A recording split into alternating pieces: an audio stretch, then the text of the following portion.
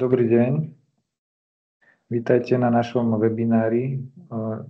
Budeme prezentovať software SWOOD, určený na výrobu nábytku. A chcem vás informovať, že otázky budete môcť zadávať písomne, budem sa im venovať na konci webináru.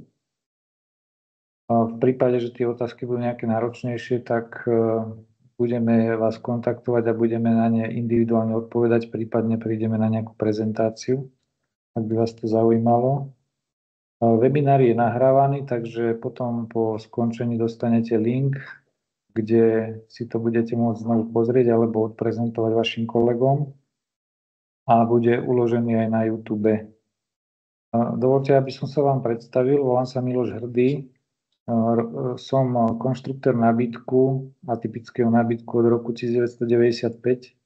Prešiel som automatizáciou nábytku v podstate úplne od základov, kde som začínal v 95. roku sa učiť kresliť v AutoCADe. Za tú moju kariéru som si prešiel niekoľko softverov, potestoval v praxi. Myslím si, že mám dostatok skúseností na to, aby som vedel teda posúdiť, že ktorý softver je na čo vhodný a prečo je na to vhodný. A teraz vypnem kameru, aby nám to nejako nespomalovalo internet a prejdeme k samotnej prezentácii. Takže SWOOD. Je to software, ktorý je vytvorený na výrobu nábytku, ale nie len skriňového, ale teda aj nejakého atypického.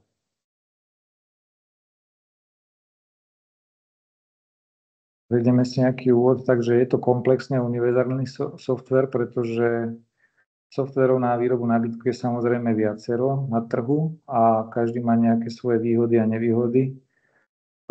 Tento software je odlišný od konkurenčných softverov v tom, že je univerzálny, komplexný. Znamená to, že nie je limitovaný tým, že stolári alebo nábytkári vyrábajú nábytok iba z dosiek, ale vďaka tomu, že je integrovaný plne do SolidWorksu, tak viete v ňom modelovať, vytvárať náročnejšie tvary, ktoré nie sú bežné v softveroch, ktoré sú určené na výrobu skriňového nábytku. A ja mám také porovnanie z praxe, také jednoduché, že prečo si vybrať SWOOD a nie iný softver na výrobu nábytku, je, že je to ako kúpiť si auto. Vy sa musíte dopredu rozhodnúť, že po akých cestách budete jazdiť, či budete vyrábať iba skrine, alebo či budete robiť aj nejaké, vymyslím si, napríklad schodiska, zábradlia, alebo iné tvary, obletvary. Lebo rýchle športové auta sú krásne, rýchle, ale na asfalte. Ale keď chcete ísť do nejakého náročnejšieho terénu, tak tie rýchle autá jazdiť nebudú. Budete potrebovať na to SWOOD.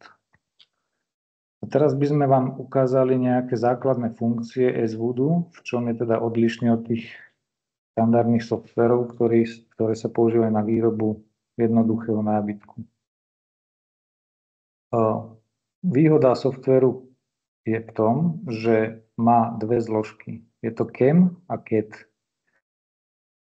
Samozrejme postavený na SolidWorks. To znamená, že keď niečo vymodelujem v CADe, automaticky mám k tomu priradené operácie do CAMu a viem tie výrobky automatizovane vyrábať.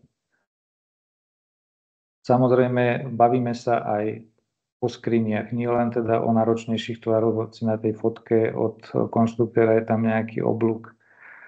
Výhodou je teda aj tá automatizácia, to znamená, že pri tých štandardných operáciách nemusíme nejako zasahovať do toho CAMu.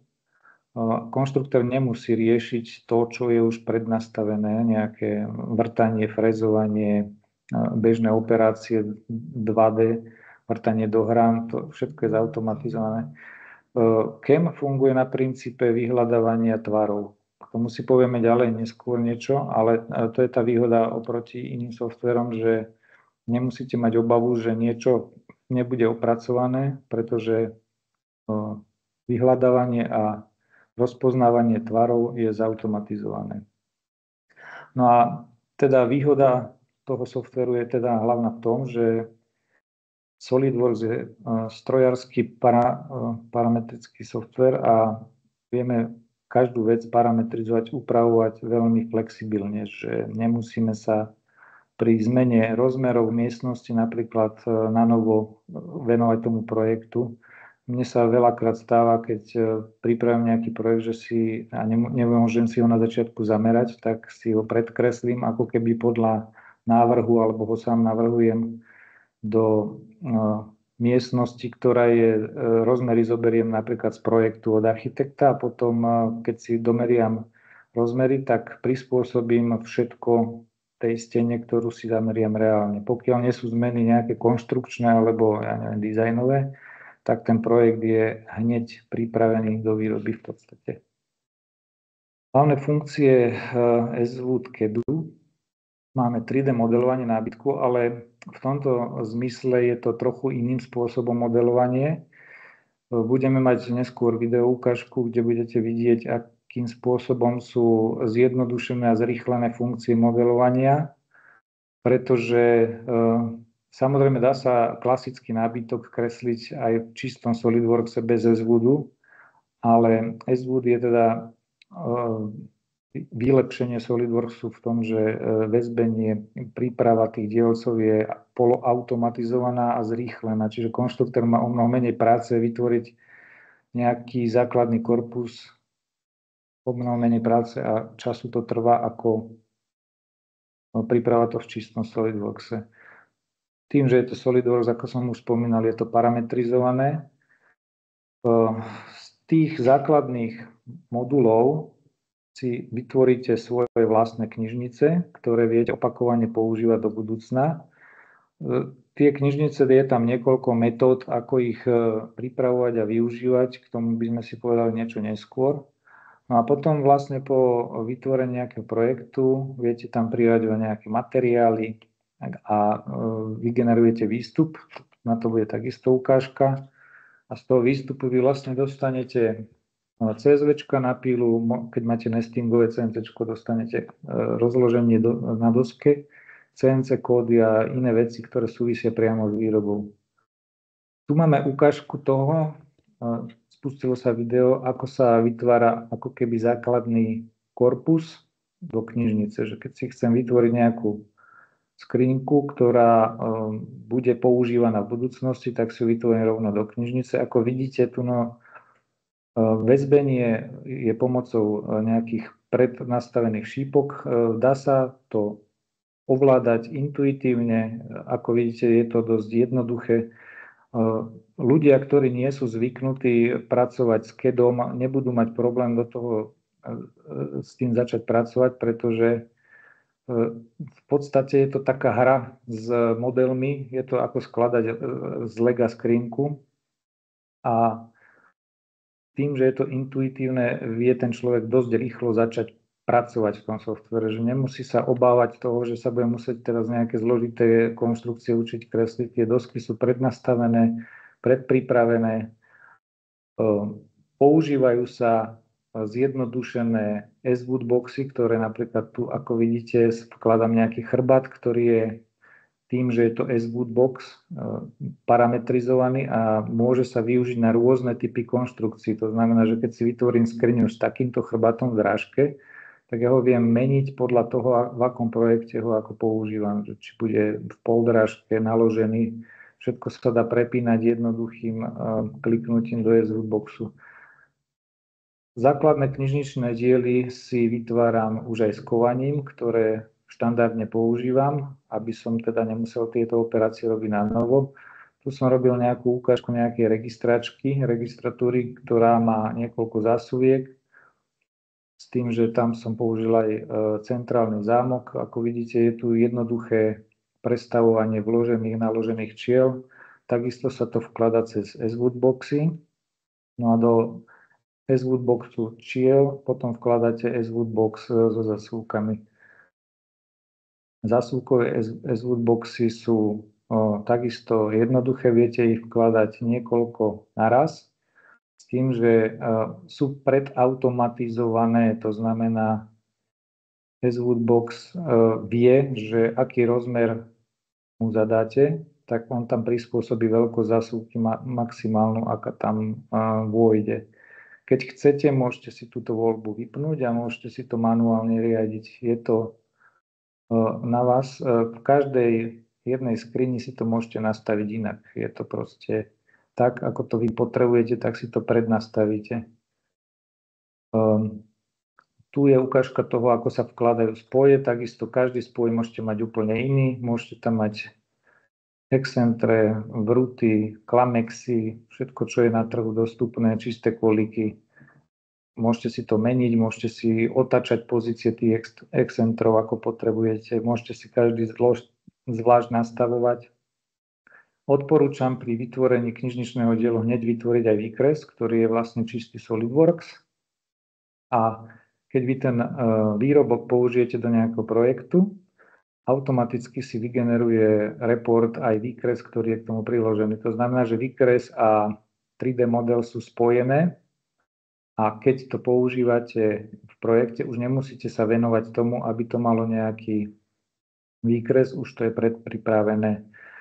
Niekedy, keď je časový tlak, tieto výkresy trošku zdržujú tú prípravu, ale je dobre sa tomu venovať pri vytváraní knižničného diela, lebo vám to v budúcnosti vie veľa času ušetriť. Takže ja to odporúčam si vytvárať. Samozrejme, nie je to povinné. Niektoré výroby vedia fungovať aj bez výkresov, že pripravia si iba výrobné dáta a poskladajú to a stačí im zostavný výkres. To je ukážka toho, čo to znamená byť parametrický, že som zmenil napríklad rozmer výška skrine a hneď sa upravila tá výška podľa toho, ako sa upravil 3D model.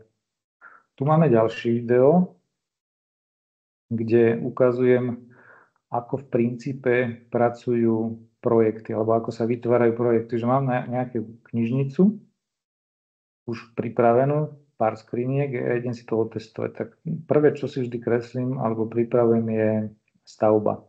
Stavba vychádza z nejakého zamerania, ale ako som už spomínal, môže vychádzať z projektu. Tu kreslím nejakú zásuvku, ktorá je na stene, aby sme vedeli prezentovať, ako sa tá zásuvka dá integrovať do skrine, aby sme mali pozíciu zásuvky tam, kde potrebujeme.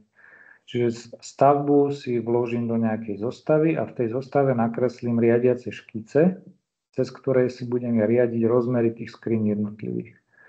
Je jedno, aké sú tam rozmery, ona sa akokoľvek a kedykoľvek dá zmeniť.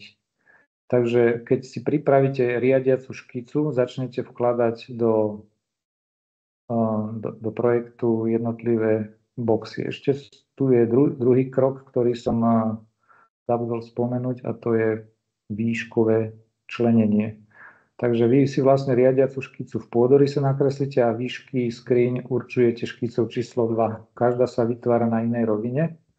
Teraz tu bude ukážka toho, že tú istú skriňu vložím 3-krát do toho projektu, aby bolo vidieť teda, že akým spôsobom sú ovládané rozmery tej istej skrine. Čiže vy vlastne si vyberiete pri vkladaní do projektu len body tej riadiacej škice, ktorú kedykoľvek, ako som spomínal, môžete meniť. A tie skrinky tam vkladáte jednu za druhú a ona sa prispôsobuje tým bodom. Takže mám tu 3 rovnaké skrine a teraz si tam vkladám nejakú kvázi pracovnú dosku. Takisto ako je S-wood frame. Skrinkové korpusy sú framey. Teraz idem ukázať, ako tú zásuvku viem preniesť do toho chrbátu skrine, že tam potrebujem spraviť nejaký výfrez. Tak si poviem, že v tomto parte si vytvorím škicu, ktorá je naviazaná na tú stavbu a keď tomu dám nejaké rozmery, ako som spomínal, KEM to bude vedieť rozpoznať na základe toho, že on na tej doske nájde tú dieru a podľa toho to opracuje. Takže tuto máme základný projektík, ktorý je ukážkový a teraz tam ideme prideľovať materiály. Materiály na knižniciach robím základné a potom, keď ich povkladám do projektu, tak si ich viem editovať. Viem ich editovať cez korpusy a dvere, alebo ich viem individuálne na každej doske, môžem mať úplne iný materiál. Je to na mne, alebo na potrebách toho projektu. To isté je aj s hranami. Hrany sa tam prenášajú cez drag and drop. V knižnicách už mám predpripravené hrany a takisto cez dialog z projektu viem vymeniť tie hrany za to, čo potrebujem. Tu som už spustil report, ktorý dáva nasledovné výstupy, že mám tam nejaké CNC kódy na každú skrinku, samozrejme zvlášť. Potom tu mám nejaké štítky, ktoré mi ukazujú, ako mám otáčať dielce na CNC-čku, dá sa to prepojiť na čiarové kódy. Mám tu nejaký výpis kovania, to je výpis na celú zákazku, potom mám výpis po jednotlivých skriniach, čiže dá sa to rozsortírovať podľa toho, ako to potrebuje výroba. A takisto mám výpis porezu na každý materiál zvlášť. Tu vidíte, že viem to bez problémov importovať do Optimiku, takisto aj kovanie, aj porezové plány. A v Optimiku si viem vygenerovať porezový plán, aby som mal presne nápočet materiálu na objednanie. Tento postup sme s pánom Koritárom odlaďovali chvíľku, ale ten výstup je celkom v pohode, takže kto používa Optimik, tak vie si s tým poradiť. Tu je ukážka toho, ako vieme opracovať nejaký dielec. Toto sú všetko automatizované funkcie. Tu vám ukážem na tom chrbáte, že keď teda ono rozpoznal tú dieru, že si ju samo frezuje bez toho, aby som ja do toho dielca šiahol. Čiže po reporte ja mám automaticky vygenerovaný CNC kód na každú dosku. Ak tam mám nejaké atypy, tak tým sa musím venovať individuálne, ale atypom hovoríme niečo, čo je 4-ose, 5-ose, alebo to sa vymýka štandardu automatických operácií. No tu máme nejaké príklady použitia z praxe, to sú projekty, ktoré som ja riešil, tak aby bolo vidieť, že čo s tým dokážeme robiť. Tu som nejakú štandardnú kuchynskú linku, nejaký ostrov robil. Tu je príjemné pre konštruktéra to, že vie si pozrieť v reálnom čase, že kde má aké kolízie, vie si to rezať, ako vidíte na tom pravom obrázku, že viem si online prerezať tú skriň, kde mám nejakú kolíziu, ja viem, tu je napríklad nejaký digestor, že ako mi ide nejaká rúra, tak si viem pozrieť, že čo mám upraviť, ako, kde spravím výfrez, kde mi to prichádza do nejakých kolízií. Potom vieme robiť nejaký atypický hotelový dizajn hotelového nábytku. Napríklad tu som robil nejakú skriňu, ktorá potrebovala Hava koncepta kovanie. Tak ja som na internete v konfigurátori priamo na výrobcovi Hava vyklikal rozmery, vyklikal som si všetky parametre, ktoré to zadalo cez formulár. Urobilo mi to 3D model, ktorý som si stiahol, vložil do SolidWorks. Ten 3D model obsahuje diery. To je už predvrtané, máte hotovú konštrukciu. Ja som vlastne spodok som vyklikal ako ja a vrch som si tam doložil, potiahol som si boky. To znamená, že celá konštrukcia bola importovaná, to je veľká výhoda SolidWorksu. Nemáte problém 3D modely s telesami importovať a použiť. Tým, že teda CAM funguje na princípe rozoznávania tvarov, CAM si rozpozná, že táto doska má také diery, tak ho opracuje bez ohľadu na to, či som to vytvoril alebo nevytvoril v SVUDe. Ja som to proste len použil. Potom sme tu robili nejaké zložitejšie tvary, tak tu je nejaká ukážka, že nie sú problém ani oblúky, alebo nejaké kombinácie materiálov takisto. Robil som v tom schodisko napríklad. Toto bola taká ukážka toho, že mám nejaký návrh od architekta, tu som si nejako vymyslel konštrukciu, bola tam kombinácia schodov s skriňami atypickými, tak vytvoril som si konštrukciu, vymyslel, rozdelil na viacero časti a tu je vľavo dolu vidieť ukážku simulácie 5-osého brabania, k tomu sa ešte dostaneme, kde bolo vidieť, že ako každá jedna doska, toto už nespraví automat všetky operácie, iba niektoré, takže tam bolo potrebné zasahovať do toho programovania viacej, ale nebolo to nič náročné, tie funkcie si viete predpripraviť. Napríklad, keď opakujem nejakú zloženú operáciu, teraz si vymyslím nejaké pokosové rezanie, za tým nasleduje nejaké frezovanie, vy si to vytvoríte ako jednu operáciu a potom ho už viete drag and drop aplikovať na tú hranu toho dielca konkrétneho.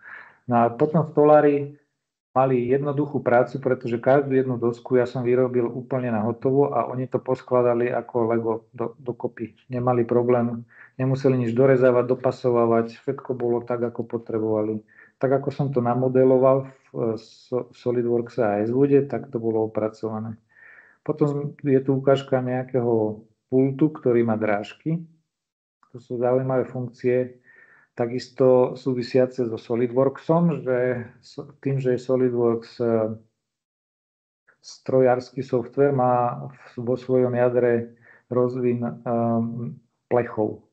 A táto vlastnosť sa využíva aj v SVude. To znamená, že vy keď máte nejaký ohýbaný kus, vy si ho nakreslíte, priradíte mu materiál, ten materiál vytvárate ako kompozitný materiál, to znamená, že skladaný. Najskôr si vytvoríte základné materiály a potom si ten kompozit vyskladáte podľa toho, ako budete vrstviť jednotlivé vrstvy toho oblúku.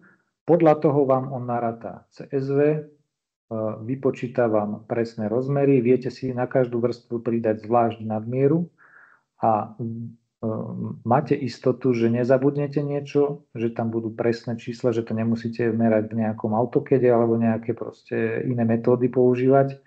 CSVčko je zautomatizované. To znamená, že keď vy si predpripravíte do knižnice takýto oblúkový pultík, takýto nejaký štvrťkruh, je to parametrické. Vy si vytvoríte na tom knižničnom dieli technológiu, ktorú zvyčajne používate. Samozrejme, môžete mať niekoľko druhov. Ako vidíte, tu je nejaké drážkovanie, tu je zase iný postup, ako keď máte hladké dvierka alebo dýhované. Môžete si 3-4 konštrukcie vytvoriť a vložíte to do projektu, už s tým nič nemusíte robiť. Dáte tomu materiál, je to hotové. Zmeníte rádius, hotovo. No, CAM. Ako som spomínal, CAM je súčasťou SVude, CAM je súčasťou SolidWorksu a SVude CADu, sú vzájomne prepojené. Dokáže čítať vlastnosti z CADu. To znamená, že keď ja nakreslím nejakú dosku, respektíve vyklikám nejakú dosku v SVude CADe, ona má nejaký rozmer. Ja tej doske môžem povedať, že na konci mám nejaký pokos, potrebujem tam nadmieru, alebo mám to vyskladané HPL, DTD, HPL, na každej vrste potrebuje nadmieru. Ten CAD si toto všetko vie prečítať. To znamená, že on vám upraví rozmer obrobku automaticky podľa toho, čo si tam prečítal z CADu. To je veľká výhoda tohoto softveru voči tomu, keby som ja napríklad naimportoval nejaký diel, ktorý je vytvorený v inom softveri, tak napríklad ako čo som spomínal z HALA, tak on ho dokáže opracovať, ale nevie, keby som tam potreboval mať nejaké nadmiery, tak on ich nevie so sebou prečítať. Musíte ich tam zadať manuálne. Takže tá automatizácia medzi dizajnom a CAMom je v tomto smere veľmi dôležitá. A teda keď spomíname ten CAM, tak už som aj predtým vravel, že keď spustím report, finálny report na projekt, tak on mi generuje CNC kódy, CSVčka, optimalizáciu na nesting. Je tam, ako som ukazoval, CSVčko na nákup materiálu, nakúvania, štítky to generuje. A samozrejme postprocesor je nevyhnutnosť na to, aby sme vedeli tie CNC kódy používať na rôzne CNC stroje. Zatiaľ sme nenašli CNC stroj, ktorý by sme nedokázali ovládať. To znamená, že postprocesory máme skúsenosti s rôznymi výrobcami.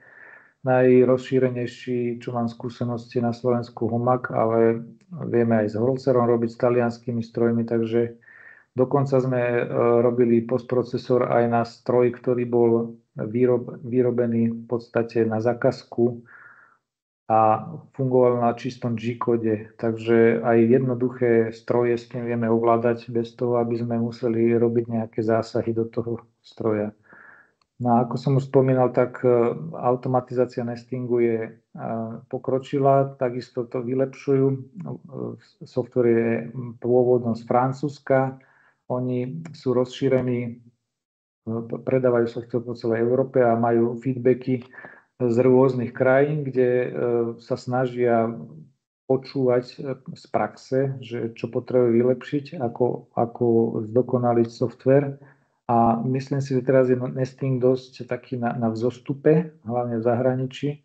Čiže venujú sa dosť tomu, aby tie nestingové plány boli urobené čo najpresnejšie, najlepšie. Tu je ukážka spomínaná na obrábanie automatizované 2D a 3D. V podstate môžem povedať aj 5-ose, pretože ako vidíte, tu sú aj nejaké klamexy, ktoré robí takisto automatizovanie. Čiže keď sa rozjazdia klamexové spoje, tak aj tie sa dajú robiť automatizovanie, bez toho, aby sa to muselo manuálne programovať. 5-ose a 4-ose obrábanie sa už musí robiť manuálne alebo polomanuálne. Tu vidíte nejaké madielko, ukážku. Toto sa už musí programovať individuálne. To znamená, že tu už automat nepomôže. Tu je nejaká ukážka 5-oseho obrábania, že sme robili nejakú nohu stolovú, ktorá bola 5-oso obrábaná, to neskôr uvidíte. Toto je už robené v čistom SolidWorks, to znamená, že nakreslíte si nejaký tvar, ktorý potrebujete obrobiť. Toto sú funkcie CAD-ové, ako vidíte ikonky naľavo hore, kto robí vás s tými bežnými CAD-ovými softvermi, tak je to úplne rovnaké, čiže nemusí mať obavu, že nejako sa nebude vedieť zorientovať v SolidWorkse. Postup na to, aby som opracoval takúto plochu, je taký, že musím tú plochu selektovať, musím ju izolovať a potom ju viem opracovať.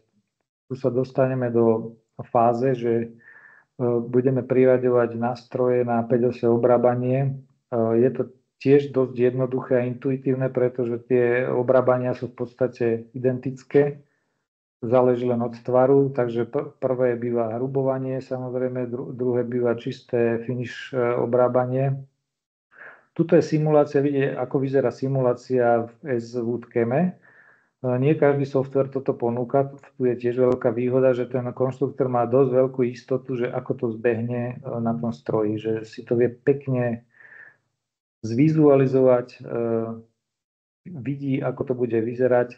Tuto ešte je vygenerované aj s tým, ako to odoberie materiál. Dá sa tam odmerať čas, čiže približná doba upracovania, keď sa zadajú správne dáta. Tu už je vidno ukážku 5-oseho obrábania v tej simulácii na počítači.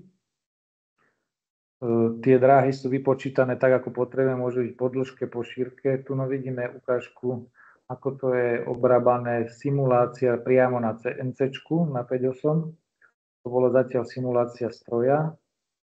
A neskôr uvidíme, ako to teda pôjde na tom stroji, keď dielec sa tam špritne. Je to obrábané následne, pretože keby sme natáčali obrábanie, tak to tam tášilo a bolo by to ťažko rozpoznateľné. Takže aby som to nejako zhrnul, SWoodCAD je vytvorený na modelovanie, na to, aby sme vedeli ten nábytok odprezentovať, vytvoriť, pripraviť dáta na výrobu, na nákup materiálu, prezentovať zákazníkovi. A SWoodCAM je prepojený úzko s CADom na to, aby som to, čo navrhnem, akokoľvek to navrhnem, aby som to dokázal aj opracovať. Bolo to otestované vo viacerých firmách, robili sme aj náročnejšie výroby a zatiaľ musím povedať, že tento software je, čo sa týka univerzálnosti, najlepšie, čo som vo svojej praxi používal. A teda odporúčam ho každému, kto sa chce zaoberať nie len skriňami, ale aj nejakou náročnejšou výrobou, pretože skrine vyrábať je fajn, aj dajú sa programovať cez viaceré softvery, ale vždy príde nejaká situácia, kedy ten konštruktor musí zvoliť, čo spraviť ďalej, keď nedokáže v tom softveri vytvoriť to, čo potrebuje. A môže sa stať, že vzniknú pri tom chyby, nepresnosti, zabudne sa, preklikne sa číslo a digitalizácia je o tom, aby ten človek robil čo najmenej chýb, aby sa tie procesy zautomatizovali do maximálnej miery. Takže chcel by som vám poďakovať za pozornosť, že ste sa pripli že máte záujem, že vás zaujalo rozšíriť rodinu používateľov S-Wood, pretože to je software, ktorý má budúcnosť a hlavne vývoj ukazuje, že nemá obmedzenia, čo sa týka tvarov, technológií a používanie v celej Európe je toho dôkazom. Ak by ste mali nejaké otázky, môžete mi kľudne volať, písať. Ak by ste mali záujem o osobnú prezentáciu, prídeme do firmy, pozrieme si, aké máte stroje, ukážeme, čo budete potrebovať, vieme ukázať aj nejaké konkrétne ukázky. Keby ste niečo atypické mali, tak vieme sa k tomu postaviť, vieme vám pomôcť, ako to rozbehnúť. Ešte čo by som chcel vyzdvihnúť je rýchlosť implementácie. Odporúčam postup následovný z praxe, že najskôr treba do firmy urobiť postprocesor, čiže začíname od konca v podstate.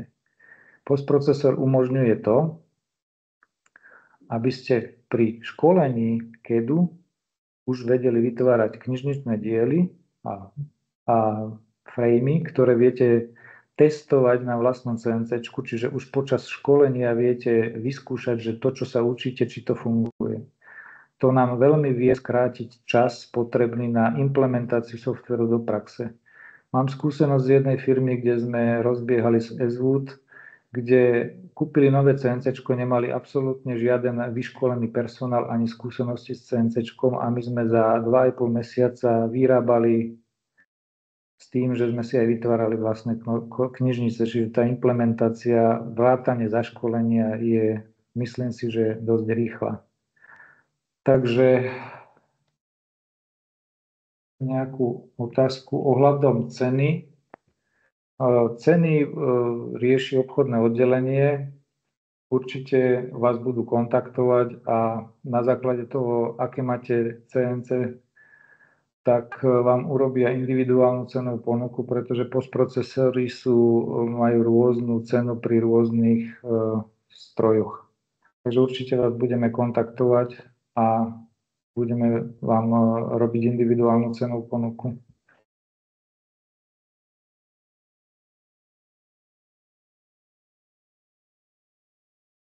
Aha, mám tu otázku, že či vieme zvýšenie efektivity konštruktéra po zavedení S-Woodu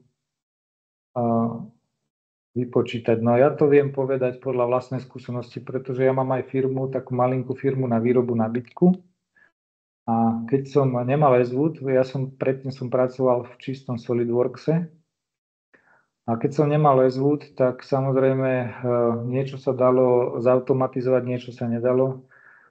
Vtedy som musel manuálne programovať každú dosku, hoci som si vygeneroval ako DXF-ka, proste klasický postup, ako sa to robilo v 90. 2000 rokoch na starých CNC-čkách. Za mňa úspora času tým, že som zaviedol S-Wood, minimálne 70%. Záleží, že aký mám projekt, či tam musím tvoriť do toho projektu nejaké nové knižničné diely, to väčšinou zdržuje, ale to je asi normálne. Ale keď klikám projekt, ktorý mám na 95% pokrytý mojimi knižnicami, tak ten projekt aj náročnejší projekt sa dá urobiť za deň. Ako náhle tam vchádzajú do toho nejaké atypy, tak samozrejme ten čas sa predĺžuje, ale ten výkon konštruktéra sa dramaticky zvýši. To musím povedať, že ja som bol sám prekvapený, ako mi to uľahčilo život. Dobre, ďalšie otázky tu nevidím. Takže ak teda nemáte ďalšie otázky, veľmi pekne vám ďakujem za pozornosť. Dúfam, že teda sa možno že aj osobne uvidíme a budem vám vedieť zodpovedať otázky priamo.